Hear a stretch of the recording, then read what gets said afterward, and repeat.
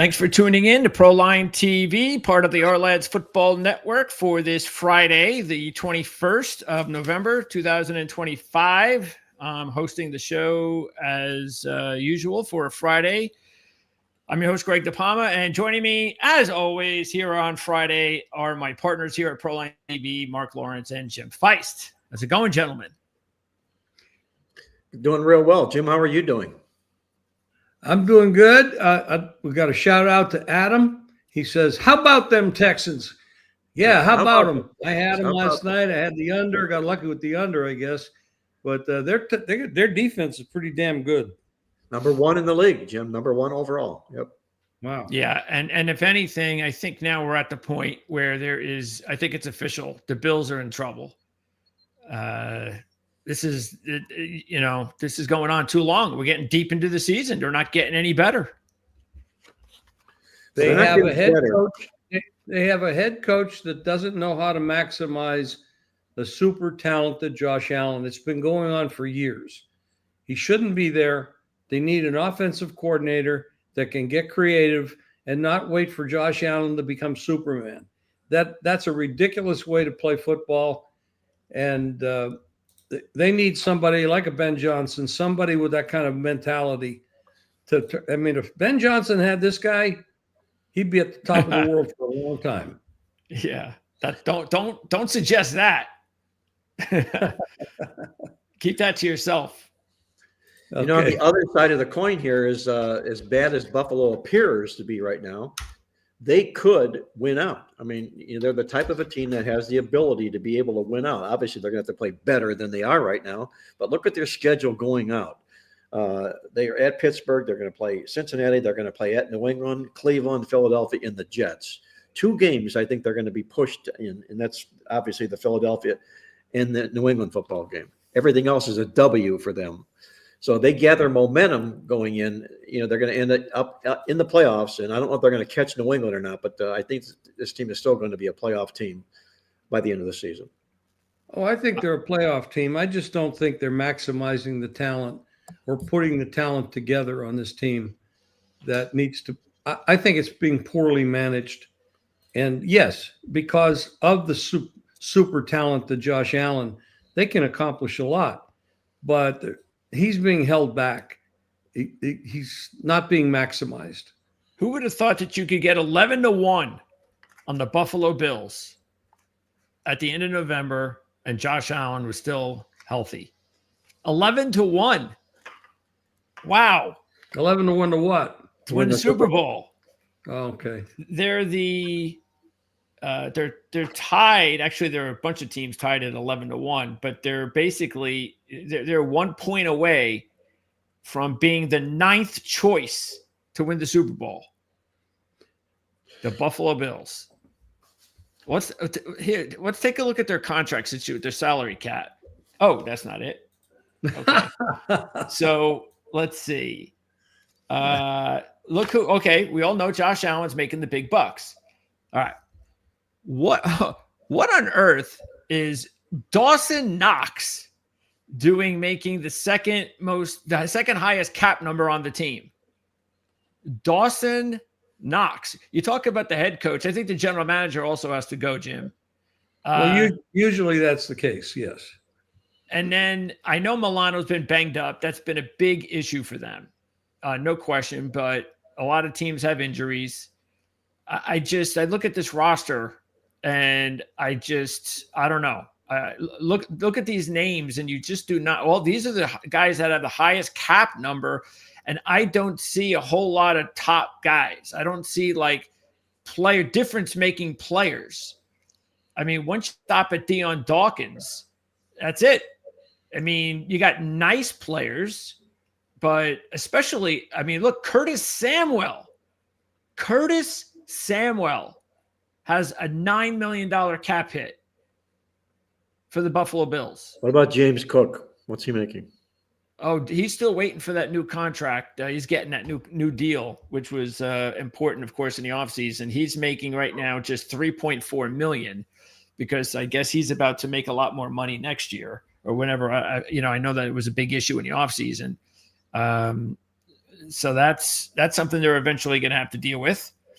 So the bottom line is yeah, I mean, I blame McDermott, no question, but you also have to blame the general manager, because I think what they did was they said, oh, we got Superman at quarterback. We don't have to go out and spend big money on wide receivers because he'll figure it out. He's a great quarterback. And he really just does not have enough weapons to help him. And that's becoming a big issue because, as everybody says nowadays, if you just stop the Bills' running game, then with that weak receiving core, you're putting all the pressure on Josh Allen. It's just too much. How about the defensive side of the ball? How's that measure up? Yeah, again, if you just look at the salary cap, their highest contractable player is a player they just acquired, Daquan Jones. And that's just a defensive tackle. He's like a solid inside defensive tackle.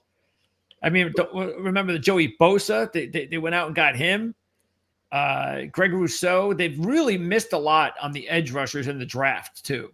They've spent a lot of first-round draft picks in the last several years, like AJ Epinesa, Greg Rousseau, and they just haven't hit. I mean, they do. Seriously, if you think of the Buffalo Bills on defense, who do you think about?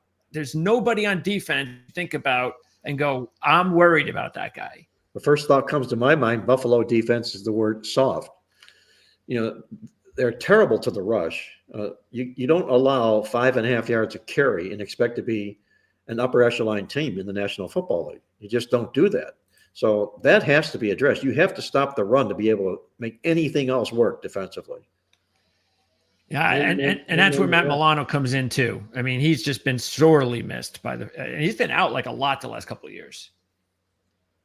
So injuries do play into it. There's no question. Injuries play a big part. When you look at a team, you got to look at the structure first, and I just think the structure is poor. Everybody's going to get their injuries. Everybody's going to get their good luck, bad luck. But when you put the structure together properly, it's easier to overcome those bad breaks. And the structure isn't right.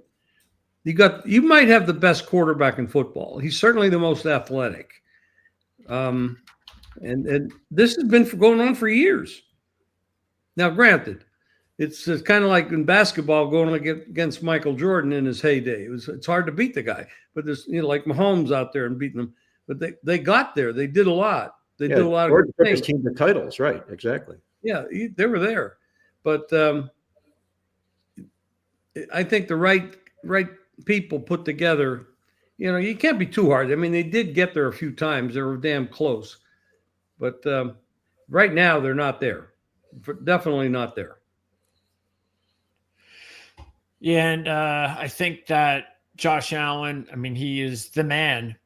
He's the biggest entity with the organization. So you do wonder who the owners, they're very hands-on. And you do have to wonder, do they sit down with him and get his input? Because I'm not saying he should run the team. I'm just saying I think he deserves to be heard. We'll see. We're not Bills fans, but how old is he? He's got to be like 28. Mark, okay. You're talking about Josh Allen. How old is he? Yeah. I would say right in the 28 age range. Yes. Okay. So he is a number 29. Okay. He's got quite a number of years left. If he can stay healthy, he's got quite a long time left.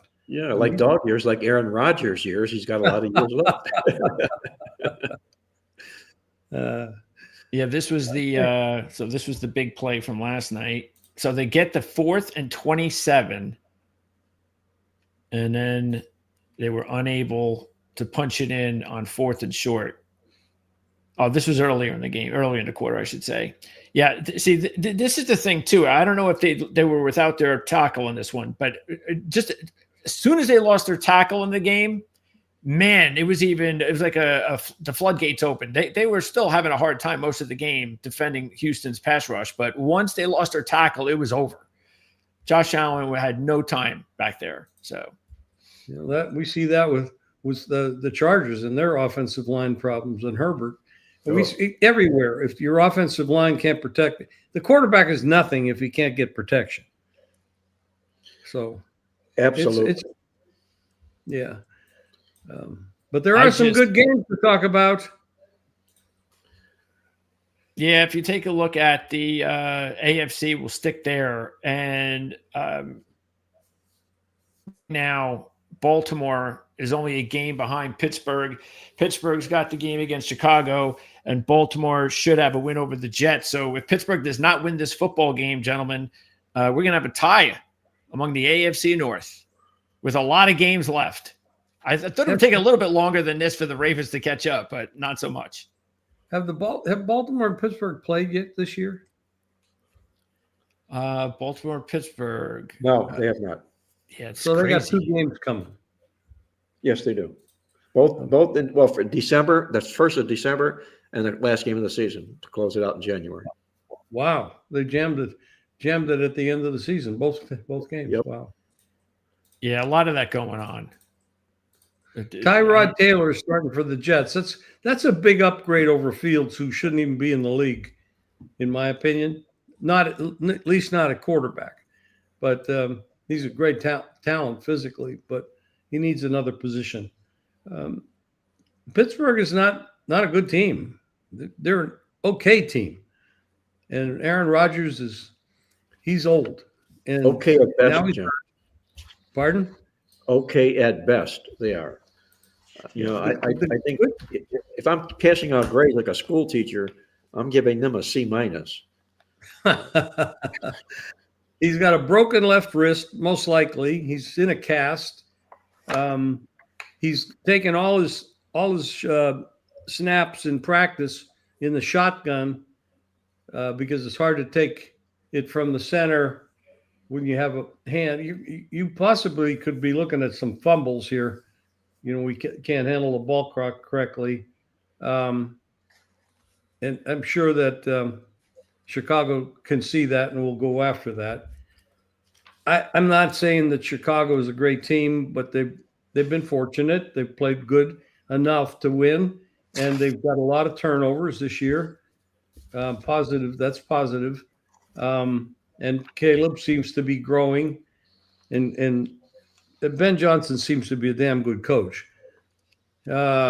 Pittsburgh is a mystery. And boy, a couple of weeks ago when Aaron Rodgers didn't have this broken wrist against the Chargers, God Almighty, he looked like he was a deer in headlights. He didn't. It was almost like Goff the other night with Detroit against Philly.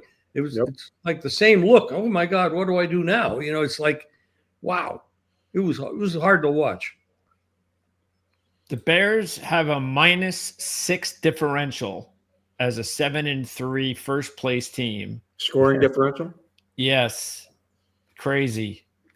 And Buccaneers are only +2, and they're 6-4. The problem with that is, Greg, you're taking a cumulative, and you got to throw out the top and the bottom of that and look at the mean, not the average. Because you're going to have, okay, I lost this game by 30. So now you got to work out of a 30 hole. Or you won this game by 30. And now you got to throw out the top and the bottom. Got to go look at the mean. Absolutely. That's the true number. Yeah. Well, Green Bay, they're going to be taking on Minnesota. This is the last stand for Minnesota. Packers, very fortunate to beat the Giants last week. And it's about a 7-point spread, somewhere along the lines of that number there. And we don't know yet if Jacobs is going to play. We haven't heard anything yet. Yeah, that doesn't look good. No, he might not. But the Minnesota Vikings come in with a quarterback minus. In my opinion, he's a quarterback minus. Minus McCarthy, right? I have not been impressed at all from him at all. It's really bad. Yeah, you throw their injuries in on top of it. Where are they going here? Very good coach, but they just can't put everything together here. This football team, and they're supposed to this week against Green Bay. I don't know if they're going to be able to. I think Green Bay is beatable, but I don't know if Minnesota's the team to beat them.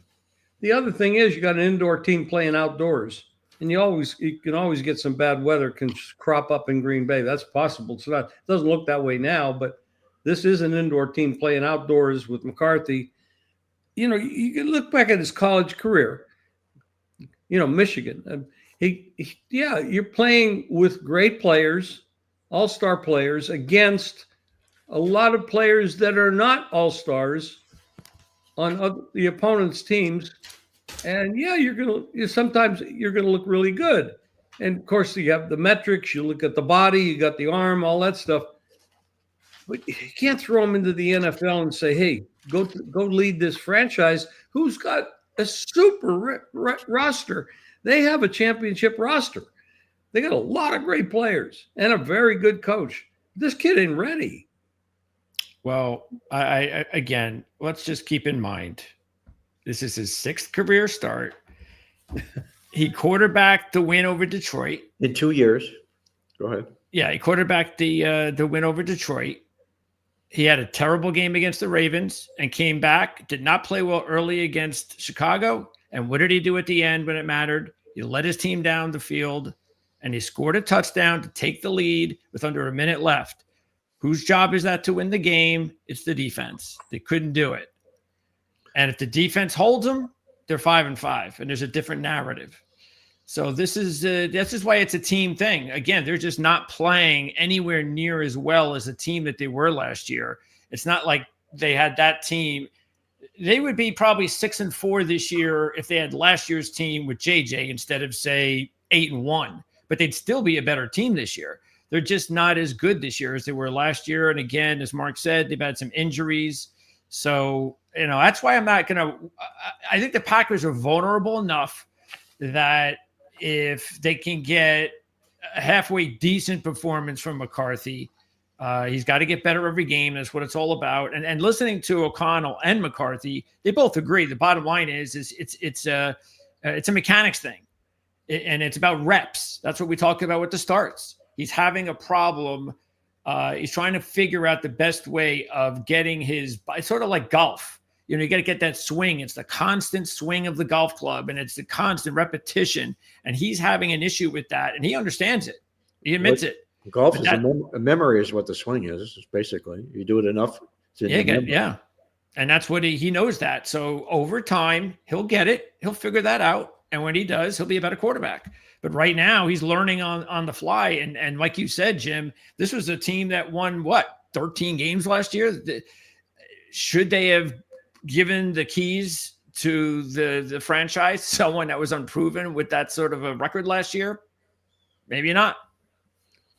Well, I wouldn't have, but they're stuck with him now. And yeah, I agree that he has potential, but I don't know. And I'm not throwing any flowers on Green Bay because I think they've been playing rather poorly, and they have their own injury issues. And I think Minnesota McCarthy has potential, but I don't know if that potential is going to crop up in the next 6 games. This season. Yeah, I doubt that too. It's asking a lot. If he's that far off mechanically, I don't know if you can fix that in one. The analysts I listen to that are football analysts, not sports bettors, don't like him very much. They see he needs a lot of work, not just time to learn the playbook, but a lot of work on his, like you said, his mechanics. There's a flaw in him. He needs to be polished up is what he needs. I guess. Probably a good quarterback coach would be a good starting spot. Yes, and time. Yes. And then Detroit, I saw that line go up a couple of points today. Any particular reason why? Well, they announced that what's the kid's name? Dark is out for sure. Yes. Oh, good. Hey, smart. We talked about that yesterday.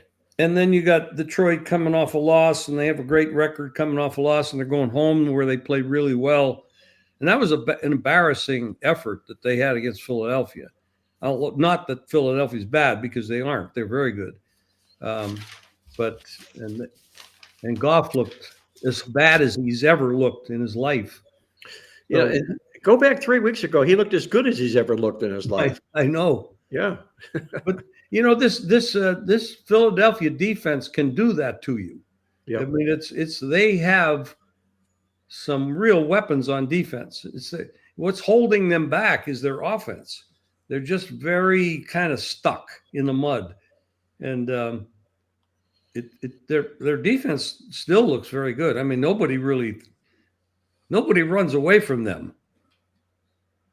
Yeah, and it's not going to change. They look like they'll be hiring, unless they have some dramatic, crazy push to success at the end of the season. They'll be finding a new offensive coordinator next year. It just hasn't worked out for them. We'll see what's left. And then the whole AJ Brown thing. I mean, look, if they're one and done in the postseason, I think he's gone. They can't. That's a distraction. Just get rid of him. I mean, how ungrateful of a player is that? I mean, you just won a Super Bowl, for crying out. Keep your mouth shut. I mean, what is wrong with some of these guys? You know, there's no way they're holding on to him in the offseason. And I wouldn't want anything to do with him. I don't care how good he is. Well, I know a lot of the players are griping too. You're undefeated and you're crying because you're not getting the ball enough. Yes. Come on. That's the worst sign possible. And just imagine if they were losing. Jesus. DBK says Goff can't handle playing good teams away from Ford Field. That's probably true. To a degree, at least. I'm going to run that in the database right now as we're talking, guys. But he did play. I mean, he lost to Kansas City and he lost to Philadelphia, which are two good teams. So, yeah, that's a problem. But anytime you have an indoor team playing outdoors, that has always been a bit of a problem anyway. Yeah, and again, we'll find out this week, maybe not as much this week, but in the upcoming weeks, just how much they miss Laporta with that offense. Again, it was against one of the best defenses in the league. It was on the road. I'm willing to give him a mulligan and not put it all on Laporta's lap. But that was definitely something that I think, you could look at because he's a big part of that offense and he can open up. You have not many teams in the NFL have tight ends that could stretch the field. And when you take that tight end out of the equation, it changes everything. And now you can't stretch the field. And now you can't. Now it's a completely different defensive scheme, different assignments. And I just, I'd be curious to see how that looks in the coming weeks until they get him back. So. They played Minnesota at home, and Minnesota made them look bad. And that was in Ford Field. So I'm not too sure who they are. I really don't. And you can always question Dan Campbell's play calling. He is different. They worked for him last year until they started getting defensive injuries, but he is a little bit wild. And he goes against the grain a lot. Well, this year, again, because last year, even if you just look at last year, and I don't know how many times we can keep bringing this up about not only do you miss your all-world offensive coordinator play caller, you also miss your all-world, all-pro center. And then you take out Sam Laporta in this game, and you go up against one of the best defenses in the league. And if he's going to have a bad game, I guess that's going to be the game to have it. Because remember, just looking at the stats here from last year, there was a big surprise. His worst game was at Houston on the road when he had that 5 interception game. Remember that terrible game he had last year on prime time? Yep. And he actually won the football game when he threw 5 interceptions. But if you look at it, go ahead, Jim. And that wasn't an outdoor game. That was it. It was indoors. Yeah, it was an indoor game. No, but that Houston defense is a bit of a monster that nobody really talks about. Yeah, it's during that very under the radar. Under the radar. Yeah, exactly. This is his. Green Bay. They beat Green Bay on the road last year. He had an 81.8 percentage. completion percentage, 1 touchdown. So that was a really good game on the road. At Chicago, he had a big game. That's the Bears. At San Francisco, he had a really big game. That's on the road. So again, I think it's just more of this year is that we're seeing a Jared Goff maybe come down to life a little bit because he just doesn't have the same ammunition around him that he's had in the past. And that's going to happen. You look at the West. Oh, actually, before we go to the West, you got the South because Carolina and the West with San Francisco. What a big game this is going to be to really gauge how for real Carolina can be. They are 3-0. Remember just a couple of months ago when we were looking at Carolina's terrible road record and how they couldn't beat anybody on the road? Well, now they've won 3 straight on the road, including upsetting the Packers and the Falcons. So they're actually playing better on the road now than they are at home over the past month or so. And they're just a half game behind Tampa Bay. They're on Monday Night Football at San Francisco. Yeah, and Purdy comes back, and Purdy to Kittle is a great connection. They connect really well. It's a great chemistry there. That game is from 6 up to 7 now, and we're seeing 7.5s or 7 minus 20. Obviously, the Sharps are hitting San Francisco pretty hard. Carolina has to prove that they can win this type of game against a top team. And San Francisco is a top team when they have their pieces together, but they'll never have their pieces together. But they got their number 1 quarterback, and they got a head coach, and they got McCaffrey, and they got Kittle, and they got some pieces there. But they're pretty damn good. So Carolina this is a big game for both teams. Well, remember Carolina beat Green Bay on the road. What this is right now, that's the good part about this time of the year is all the teams are in kind of pressure situations. Kansas City's in pressure situations. Tampa Bay is in a pressure situation. Tampa, you could say the Rams too, because they do have a couple people chasing them in the NFC West.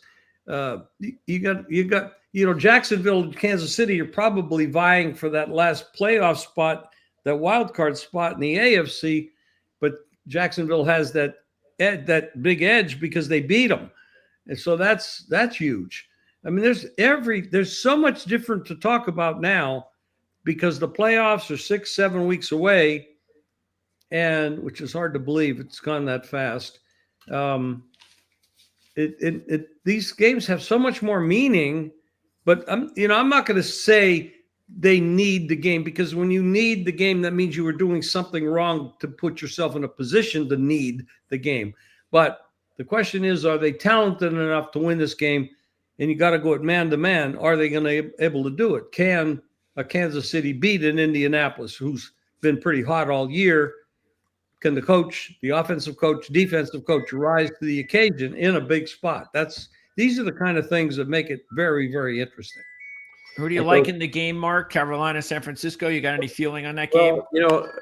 Right now Carolina's getting a lot of love, not as the line's moving against them, not that way, but the fact that they've won some respect here. Bryce Young is playing really good football right now. I mentioned on our earlier podcast, in his last 5 games, his quarterback rating is 106.8. I don't know if there's a quarterback in the league in their last 5 games that has that same QB rating as he's bringing into this contest. The thing that scares me, I mean, if I'm going to be playing San Francisco and I'm going to bed tonight, I'm not sleeping knowing that they're 1-15 to the spread off a win. 1-15 to the spread. They seldom put good games back together, does San Francisco there. Sorry, I was laughing there at the end, Mark, because I was just looking at Jim's reaction to our chat, our super chat. Because go ahead. You want to go ahead and say it, Jim? Well, this is from Ronnie. Yes. I appreciate how you guys analyze matches and the info you provide. I'm a profitable NFL bettor, which BETTOR, excuse me. Thanks for you guys. Thanks to you guys. What's the $50 mean? That means he donated $50 to our channel. God bless you. Thank you very much. That's and then great. all Jim did was correct you for your spelling. So, well, Hey, Jim, he may take it back. I hope I can give some information, and Mark can and you can give some information. We can make him a winner. I hope that we do that. Sometimes the information we give keeps people off of losers too. That's true. Critically important to know that.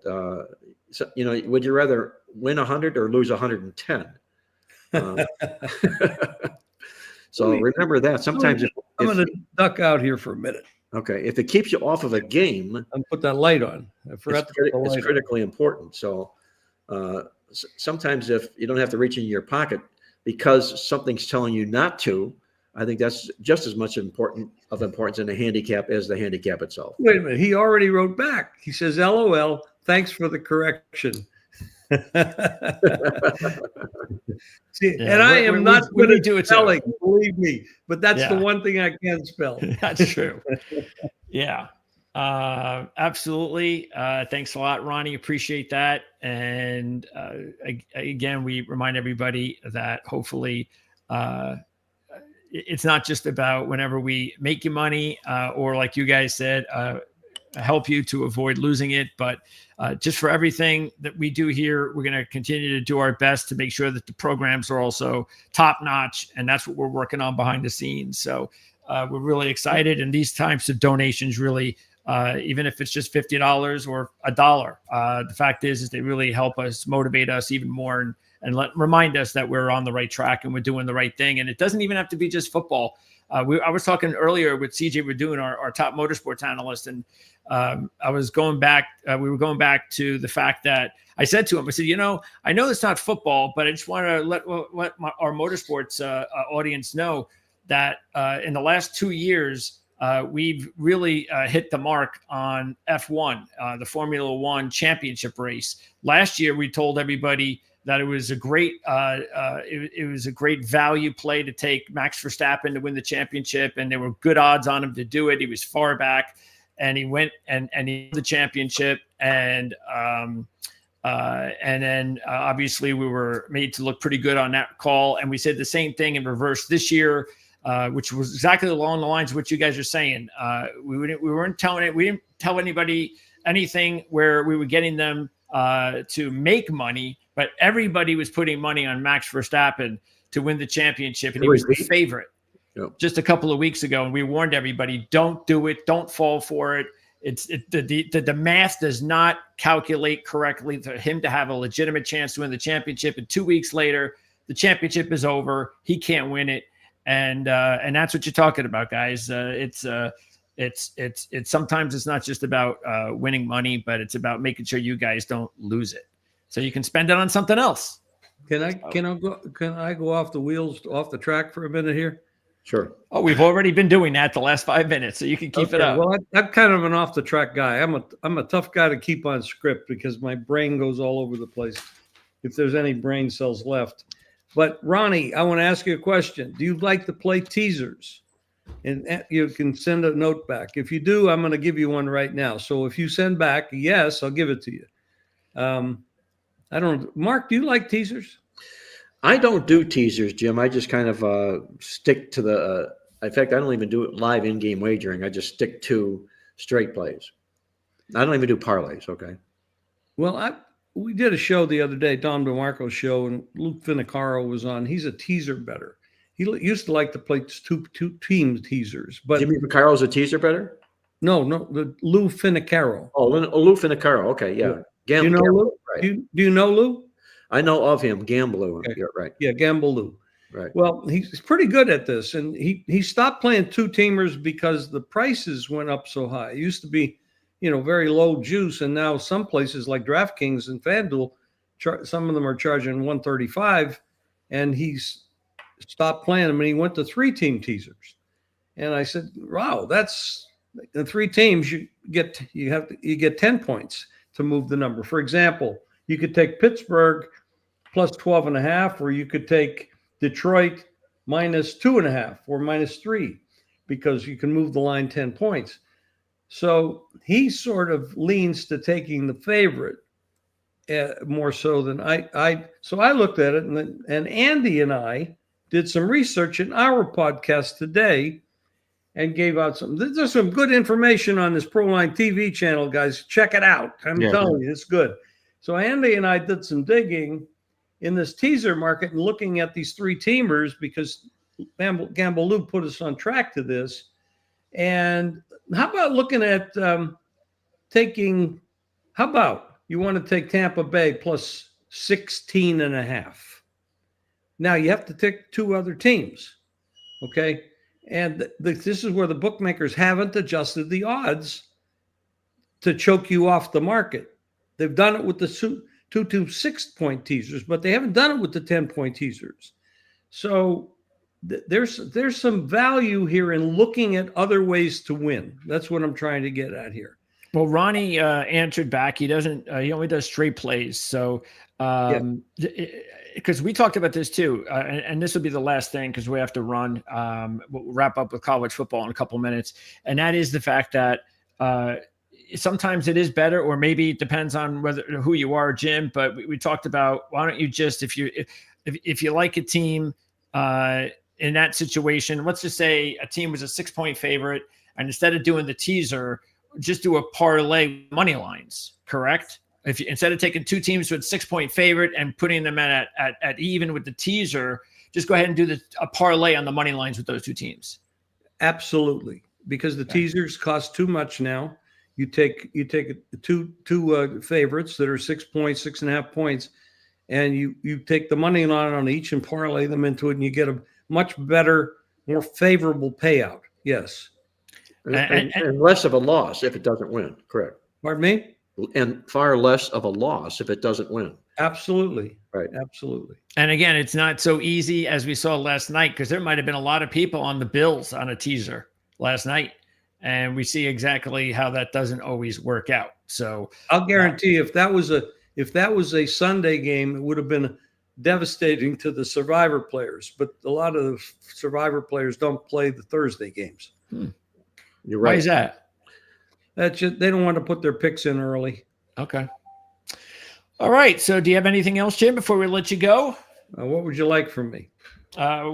Since you couldn't give anybody a teaser pick, do you have a pick that you'd like to give anybody? Keeping in mind, of course, that if you would like more picks from Jim and more picks from Mark, this is what our channel looks like. All you have to do is hit this join button here. You click that, and our YouTube membership platform opens up. You can get Mark's plays here for $39.99, Jim's for $49.99, and a bundle of picks for $99.99, meaning you get Jim's and Mark's, and anytime Andy, Victor, or anybody else associated with Proline TV has anything additional to provide, only if you are a YouTube member.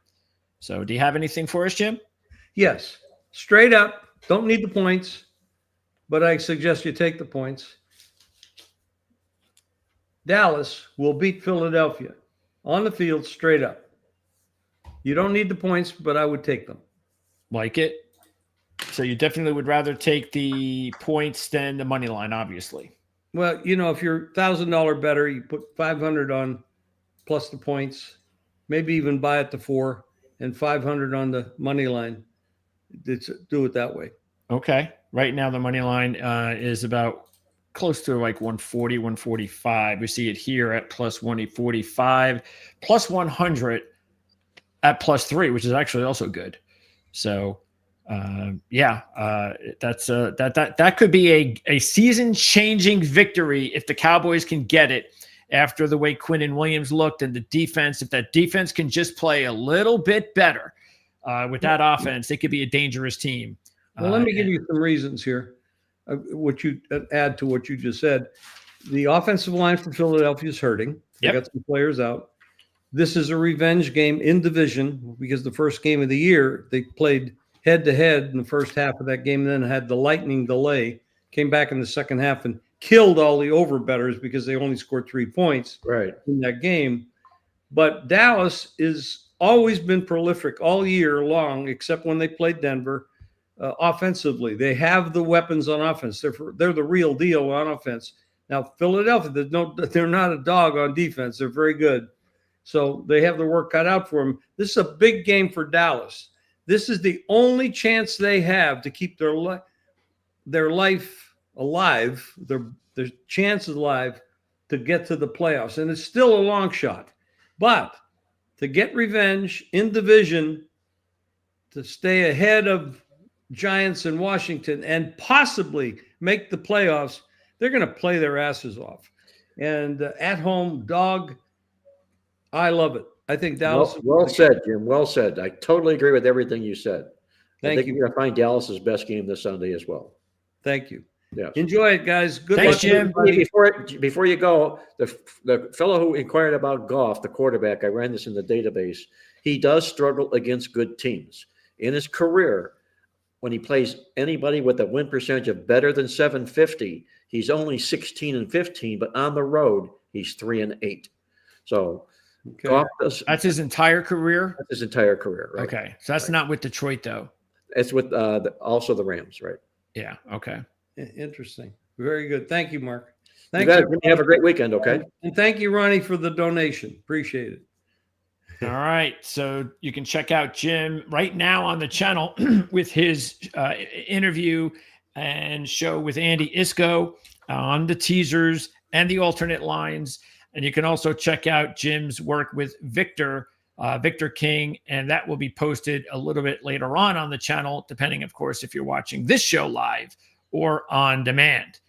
Okay, so with a few minutes, we got about 15 minutes. Let's talk some college football here, Mark. And, of course, a lot going on in college football. We only have 2 more weeks left to the season, and we already have some rivalry games even this week. Like, for instance, in the SEC, you have a nice rivalry game that I actually, rivalry games are interesting because, and I like them like everybody else, but I like them especially because in rivalry games, this is really when you have a chance to hit with dogs. Because as we all know, the dog in a rivalry game can pull off the upset a lot easier than just the average game because they're more juiced up. And so you're going to get even a better effort from them. And especially at this time of the year, Greg, because if they are going nowhere and their rivalry favorite is heading to a bowl game, this will become their bowl game. This is their season, yes. And we're seeing that all over, even this week. Next week, of course, is a championship or rivalry week. So we'll have an even better go at it next week. But the big one in the SEC is Arkansas and Texas. And so these are old Southwestern Conference rivals, and it's a big line. And Texas coming off the loss, basically a season-ending loss to Georgia. There really is no the best chance they have is they'd have to, of course, beat Arkansas, to beat Texas A&M, which would be a really huge win. But then they're going to need a lot of help. They're going to need just a tremendous amount of help from teams just losing. You're going to have a lot of Big Ten and SEC teams losing. And that's just asking probably too much.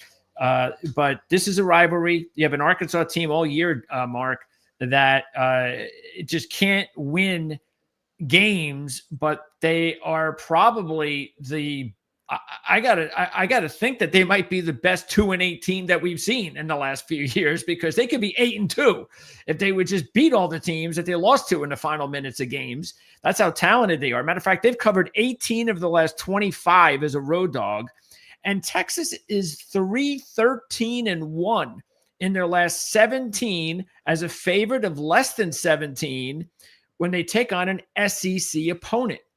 And they're 1-3-1 this year, keeping in mind the only win was Oklahoma. And that's like a Big 12 game anyway, SEC team. So they've just not had good results, Texas, against SEC teams in this situation. I think Arkansas is a good play. Again, I don't know if they can pull off the upset because they haven't been able to pull off the upset or beat anybody this year. But getting 9, I think that's worth it. It's worth it. I'm not going to classify this as a rivalry game, but it being what it is, a Southeast Conference game, I think Arkansas is what I would call a flypaper team. They have great stick-to-itiveness. They can play with anybody. They very seldom get blown out in football games, and that's the reason they cover a lot, especially as road dogs. They keep the games competitive. They play a pretty decent brand of defense. Arkansas has always been a great dog. And I was really upset, more than probably anybody in the state of Arkansas, when they fired Sam Pittman, because that's what he brought to the table here. You could count on an effort from them every time they took the field as an underdog, especially when they had revenge. And I agree with you. I don't think Texas has a lot to play for at this stage of the season. There is not going to be a 3-loss team to make the college football playoff this year. You can mark that down. And thus you can rule Texas out of the college football playoff. Yeah, I think the only chance a team would have, you would have to be, well, Big Ten ain't going to see it, but it would have to be like, I don't know, it would have to be somehow if Alabama got to the SEC championship game and lost. That's the only thing I can think of. But don't be surprised if they do, Greg, and they don't make it, and they're going to say they got jaded. Well, you got jaded because you lost 3 games. That's that's you wonder whether or not, because I think what is predictably going to happen, and this is the thing that we talked about as soon as they said they were going to have a 12-team playoff, is, well, why didn't you just go with 16? That's what everybody else is doing. That's what the FCS does. And that's what's coming next. I don't know how long it's going to take to get there, but we're going to have a 16-team playoff sometime in the next 5 or 10 years. Yeah, until the whining and the crying gets peaks and gets to a crescendo, and they're going to end up having to do something about that. Yeah. But I don't see a 3-loss team making the playoffs here. I know you can make cases for the Notre Dames or the Alabamas, maybe even Miami of Florida. I doubt that, though. No. But more specifically, Alabama, Oklahoma, maybe a 3-loss team. I don't think so.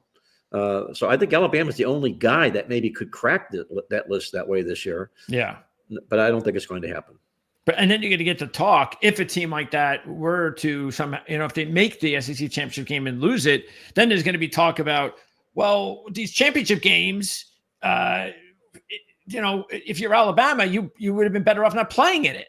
You would have been better off just having a 10-2 record, and then you would have been in the playoffs. That's the irony of making the college football conference championship game. Yeah. You can win the brass ring, and it could vault you to higher heights. But if you lose the game, it could deny you any chance you had of making a playoff today, or back in the day, making a big bowl game, a Rose Bowl or something like that. But you get penalized for losing your championship game. And I think that shouldn't happen. And that leads to another case, another argument. Should they do away with conference championship games, since they've gone to these big 16 league teams, conferences, and just go with the best teams and how they played this year, and not let the conference championship game decide if a team is not going to get into the playoff? Yeah, because if that happens, or when that happens again to a big team, that's going to, because I think we might eventually get to that, because it's not going to make any sense. If you're they're going to have to come up with a stipulation then that says if you automatically get a berth into the playoffs if you're in the championship game, then that's what they're going to have to come up with, because it's just not fair. Okay, so Big Ten, and these are old Pac-10 rivals, not like we're going to see next week when UCLA takes on USC, of course. But another, this is one of my favorite double-digit upset plays. Washington is absolutely terrible on the road. They are 1-7 straight up, 0-8 against the spread in Big Ten road games. So this has been, of course, last year and this year. So they've never covered a Big Ten road game yet. Also, they are 1-9 straight up in the last 10 at UCLA. And on top of that, I think UCLA might be, there might be a little bit of they might have maybe Kenny Easley's number or something like that on their jersey. There might be a little bit of pride there to go out and win one for Kenny Easley, that sort of thing. One of the best defensive backs in the history of the NFL, who happened to be a UCLA Hall of Famer. So, I actually like UCLA in this one. I know their quarterback is banged up, so that's going to be a big deal. But even if they don't have the quarterback, I'm still taking them, because Washington couldn't beat Wisconsin on the road. That's how bad they are on the road. Well, that's a great point you bring up about Washington having not won a Big Ten road game this football season here. I don't think anybody realizes that, but that's an excellent point that you bring up. And you're putting them into a role against a team here whose season is done, but they can salvage things out of this season. A big win over Washington would be a salvage for this season here. And I agree with you. I think Washington is an anti-play. I'm not so much on UCLA as I am against Washington in the game, but you still got UCLA. They lost their previous home game. Are they going to go out losing 2 home games in a row? They looked dead in the water until they beat Penn State. Then they won 3 games in a row, did UCLA. So they have the ability to play a good brand of football. I'm with you. I like UCLA in the contest. And I just checked it out, and he's been cleared to play. So their quarterback is going to play for UCLA. There's a game tonight I wanted to also talk about. It's another dog. It's North Carolina State against Florida State. I don't know why this line moved from 4 to 6.5. And here's why. Just like Washington, check this out. Florida State, 0-3, straight up and against the spread on the road this year. 0-8, straight up on the road since the beginning of last year. They have not won a road game since the 2023 season. And they are now a 6.5-point favorite against a North Carolina State team that has beaten Florida State 3 straight times at home and covered 8 of the last 9 at home. Meanwhile, North Carolina State is 7-0-1 against the spread as an ACC home dog of 3 or more. So I'm all over North Carolina State in this one. I don't know why people keep putting more money on Florida State. I don't get it. I don't see the reason for that. Well, Florida State does bring some ability to the table in this game. Number one, they need one more win to become bowl eligible. NC State cannot. This is a bigger game for Florida State. Number two, they've only been out-yarded by 1 team this year, has Florida State. They've got the best stats of any non-winning team right now at this stage in college football. Only 1 time were they out-yarded, and that was against Pitt in their football game they played. So if you put tape over the name of Florida State, you'd insist that they be more like a double-digit favorite in this football contest. They just don't play up to their ability. That's the problem with Florida State. That's the problem we're seeing with the head coaching change there as well. I'm going to be on the other side of the game, but you bring out some excellent points about their inability to win games on the road.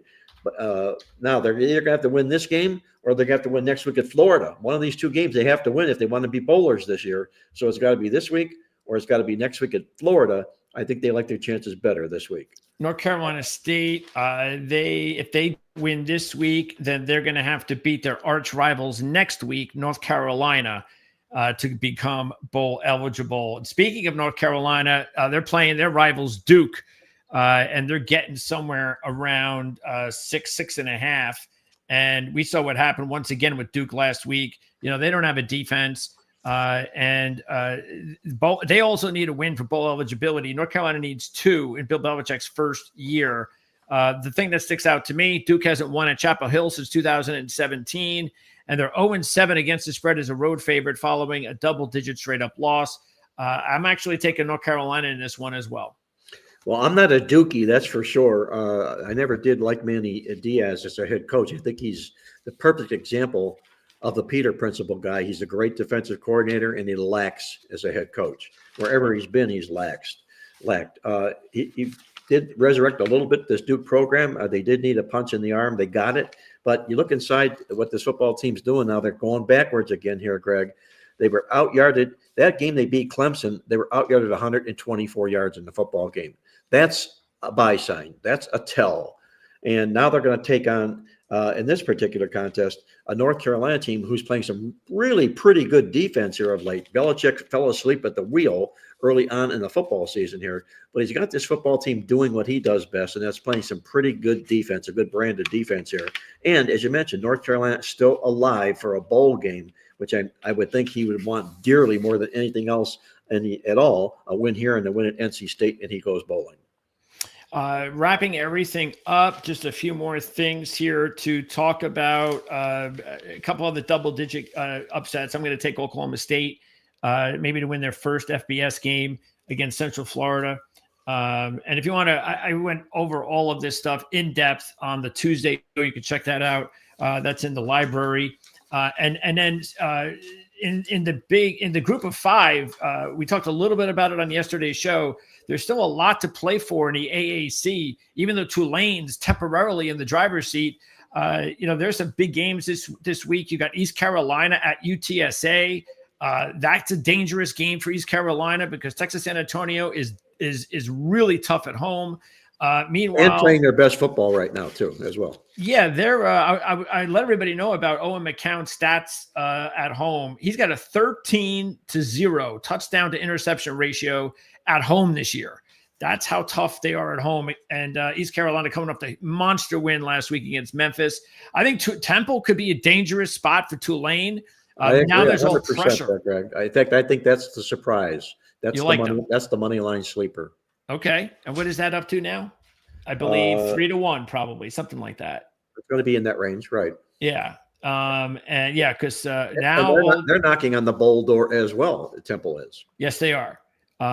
Just taking a look at it, Temple is they're close to 3-1. Temple needs one win for bowl eligibility. Next week they go to North Texas, so they have a much better chance at home this week. That's for sure.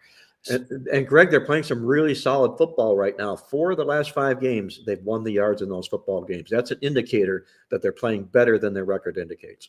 I think North Texas, I think both Tulane and North Texas. See, this is the thing you got to keep an eye on, just for our listeners.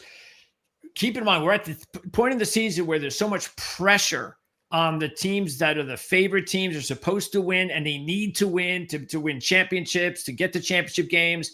And we see it every season, is teams that you just could not imagine losing to teams that are inferior to them. They lose to them not just because they're, say, a rival, but because they have so much pressure on them and they've never been in this situation, these kids, before.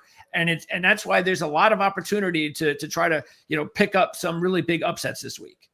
I think I agree with you. And I would look also strongly, aside from teams that need a win to go bowling either this week or next week, to those who are playing teams that just clinched a bowl bid, because they sometimes go into a little bit of a champagne cigar celebration when they've won their 6th game and they've got a game or 2 to play. So there's almost always a step backwards for teams like that. We've got them outlined in our newsletter this week about the teams that need wins and the teams that just clinched bowl eligibility. It's pretty good. You might want to check out the Playbook newsletter this week to find out who those teams are.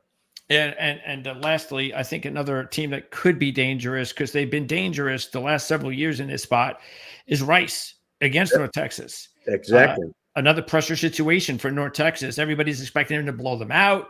They're red hot. They are blowing out teams, and they've been a nice little team this season to keep an eye on with that Mestamaker kid at quarterback, which is a great story. But don't forget, they upset UConn just about a month ago. And what has UConn done before and after? They've just been beating teams like Duke and Air Force. So I think that's even something to keep an eye on. And they need a win for bowl eligibility. Yes, they do. It's either here or next week at South Florida. And they have a better chance this week. You have a much better chance no matter who, because those teams are pretty even. You want to win at home. You don't want to go on the road needing to beat one of these really good teams in your conference. And here's something to chew on. If I'm the head coach and I'm in the locker room before the game, and I'm going to tell these kids, look, guys, we've had a really good season. People might not think so, but we have. We started out 3-1. That's the best start Rice has had in football since 2001. That's how good you guys are. And you can finish just like you started at 3-1. Let's go out and get this win. And at least he's able to look back just a few weeks ago as, look, UConn, good team. We've done it before. We can do it again. We'll see. Again, big dog. They're almost 19. I think it's about 6 on the money line, but we've seen bigger upsets this season. One other thing, Greg, I'm going to throw this here about Rice here. Okay. Look at them. They do not turn the football over. They're really, really keen on turnovers. They've got 7 turnovers they've got so far this football season in 10 games. That's a really, really nice record for a football team that is under the radar like they are. They're also off a bye, so they have a little extra time to prepare for this one. Okay, so hopefully some of those double-digit upsets will come true. You don't have to win them all. You just have to hit a couple of them, even some of those single-digit upset plays. And we'll have a lot more to talk about next week, Mark, because next week, yes, it's just week 13 in the NFL, but next week is going to be rivalry week in college football. It's the last week, basically, of the regular season. So this is when we're really going to find out about who's going to the championship games, who's maybe not going to bowls, who will be in bowls, who will be setting themselves up for the playoffs, and who's going to have to, hope that the committee, gives them a kind word. But next week's going to be one of the best weeks, maybe the best week in all of college football each season. The last big week of the college football season as well, Greg. Absolutely. No, that's right. And that's the one thing I was looking forward to, Mark. I was like, yeah, that's right. Now that I think about it, and obviously you feel the same way, is that because you start on Monday, or at least I do. I start on Monday morning and I don't finish like this past week. I didn't finish until my 4.5-hour show on Tuesday night, which ended at about 2:30 in the morning. I'm like, I won't have to do that anymore. Just one more week. And then I'll have so much free time left that I'll be able to put towards, the channel and other things. So I love it. We love it. It's You're what we talking want to to the do. choir, Greg. Yes. No more 65 games of write-ups of newsletters and working till 4:30 in the morning, Sunday night, Monday night, Tuesday night. I'm looking forward to it. Yeah. Maybe it's one of those things that we say it goes by fast, and this is actually part of the reason why it goes by so fast, because we're working so much and we just but it's what we love to do. We hope you enjoy the weekend. Hope you guys have a profitable and entertaining weekend, and we'll see everybody again next week. Don't forget to check out the links in the part of this video, not only for the YouTube membership but also other shows that we've had this week. Playbook ATS podcast and the Jim Feist handicapping show also in the library. So for Mark Lawrence, Jim Feist, I'm Greg DePalma. We'll see everybody next week. Good Thanks, luck, Mark. everybody. Thank you, Greg.